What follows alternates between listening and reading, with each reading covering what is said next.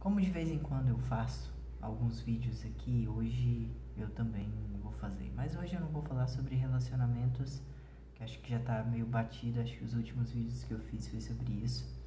Então, na verdade, eu tenho pensado de algum modo, talvez um pouco mais profundo, talvez um pouco mais reflexivo, de forma mais demorada, sobre confiança, sobre importância, sobre o juízo de valor que a gente faz nas nossas relações, das informações que a gente transaciona. E recentemente eu escrevi sobre importância e eu queria partir de dois pontos. Eu queria partir do ponto da importância em si, daquilo que importa, ou seja, daquilo que nós consideramos que é importante para nós. E um segundo ponto é o que nós levamos, ou seja, aquilo que nós carregamos conosco. Então, partindo desse primeiro ponto, que é aquilo que nós fazemos juízo de valor e que importa para nós, muito curiosamente, nesses últimos 6 ou 7 meses da minha vida, eu tenho meio que feito uma revisão, né, sobre aquilo que importa, aquilo que eu julgo que seja importante para mim. E isso provocou uma série de mudanças no meu comportamento, mas principalmente na minha rotina. Coisas que eu faço ou que eu fazia, que eu deixei de fazer, e coisas que eu não fazia, que eu passei a fazer. Por exemplo, uma coisa que eu tinha bastante dificuldade em fazer era de fazer assim uma sessão mesmo de hidratação de pele, né, cortar as unhas, cuidar do meu corpo mesmo, né? Eu tinha muita dificuldade em fazer isso, e durante esse segundo semestre eu passei a ter, pelo menos uma vez ao mês, eu dedico um tempo para isso. Isso passou a ser importante para mim. Enquanto que uma outra, até por conta do Covid, né, até por conta da pandemia, uma coisa que era bastante importante para mim, que era o contato de abraço e tudo, passou a não ser tão importante. Então hoje eu tenho uma distância maior das pessoas. Então eu quis trazer essas duas situações porque uma não depende de uma situação externa e outra depende de uma situação externa.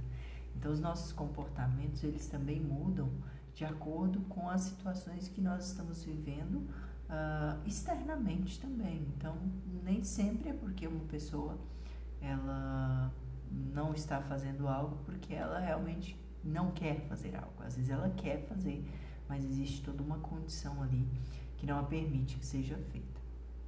Então eu parto desse princípio sobre coisas que eu agora julgo importantes e coisas que eu julgava importantes e que eu não julgo mais. E o segundo ponto de onde eu quero partir tem a ver com aquilo que a gente carrega. E aí eu trago também uma situação pessoal. Eu tinha um caderno onde eu guardava todas as minhas participações no jornal Folha de Unai, nas revistas do IBGE, no jornal Batista, e tinha mais participações em algum outro lugar. Eu guardava todos eles num caderno e aquilo servia para mim como memória. E era muito importante, eu já tive muitos momentos com aquele caderno, mas chegou um momento que eu não estava escrevendo mais do jornal. Então, desde 2015 eu não escrevo mais no Folha de Unai, desde 2017 não escrevo mais em Jornal Batista. Na verdade, Jornal Batista acho que eu escrevi em 2019 ainda. Mas enfim, né? Então já tem bastante tempo que eu parei de escrever em mídia física e centralizei todas as minhas informações no meu blog.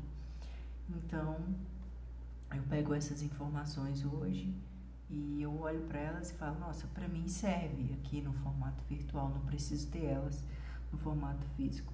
Então eu acabei jogando fora, né, esse material. Foi uma decisão assim um pouco talvez descabida num primeiro momento, mas depois eu me conformei com a decisão, até porque também não tinha mais o que fazer, né?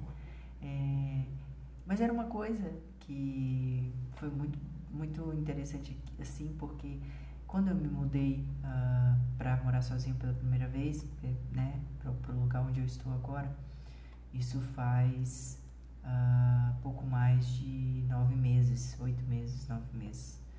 E eu trouxe pouquíssimas coisas, até porque eu também não tinha muitas coisas, mas eu trouxe pouquíssimas coisas, trouxe só o essencial.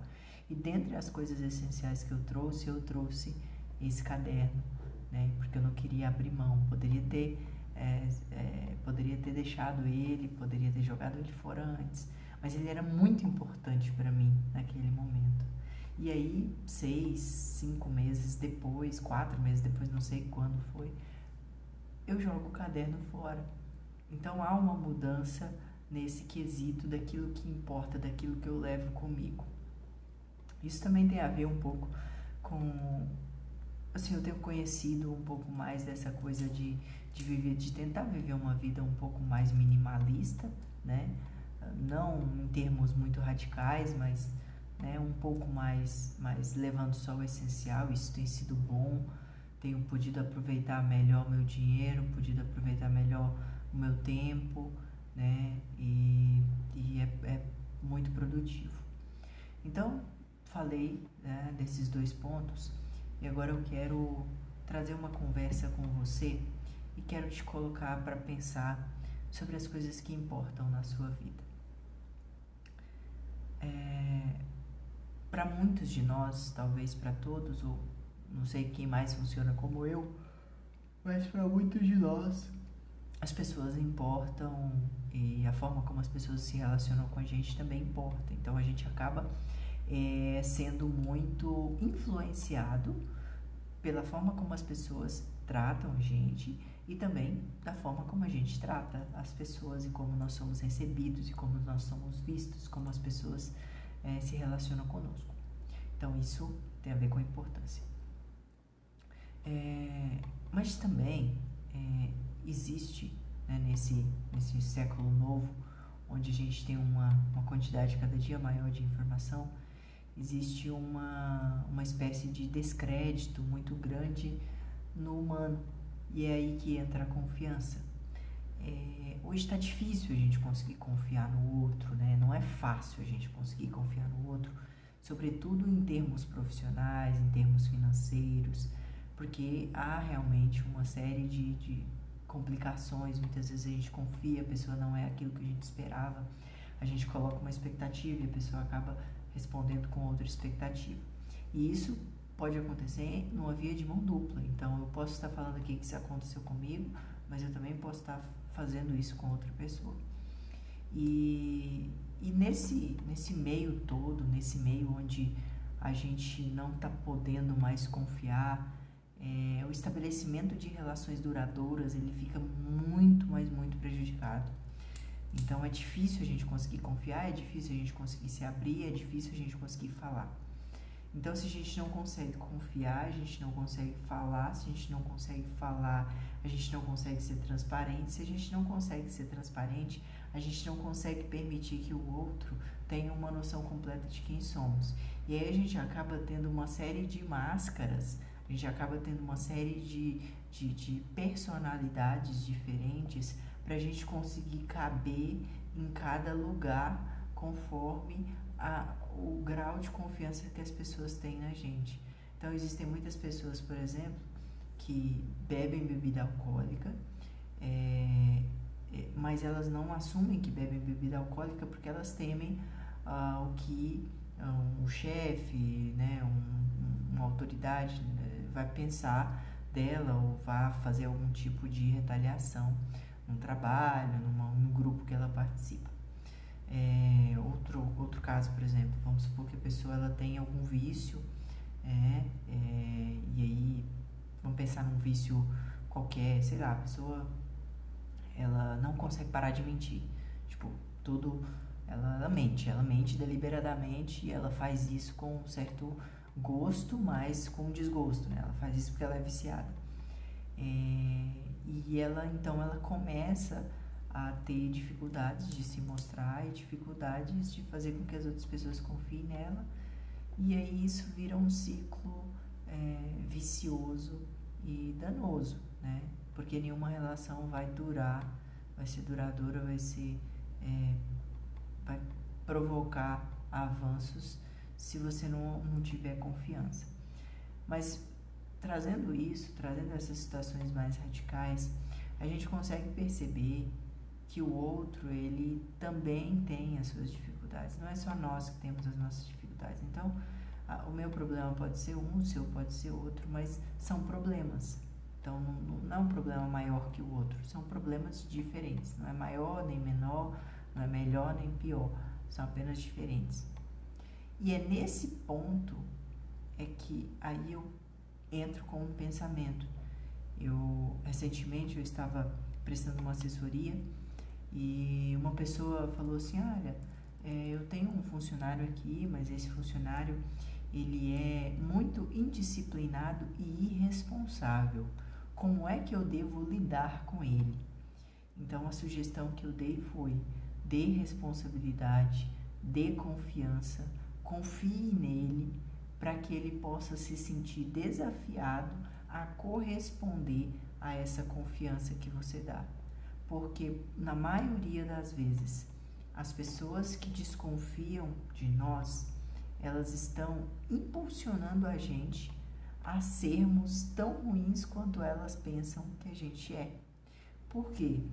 Porque é uma relação de ganha-ganha. Se a pessoa já pensa que eu vou fazer algo ruim e eu fizer algo ruim, tá tudo bem. Ela não esperava nada de diferente disso. Agora, se a pessoa espera que eu faça algo bom e eu faço algo ruim, aí tem uma perda. Essa perda, essa quebra da confiança, ela gera uma expectativa emocional quebrada muito ruim. Então, dentro desse ponto de vista, numa situação trabalhista, foi isso que eu sugeri. Foi que a pessoa pudesse dar responsabilidade a uma pessoa que ela julgava irresponsável.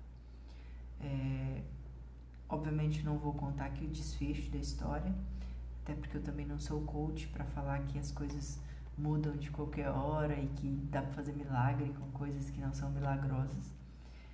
E cada pessoa é uma pessoa. Mas basicamente,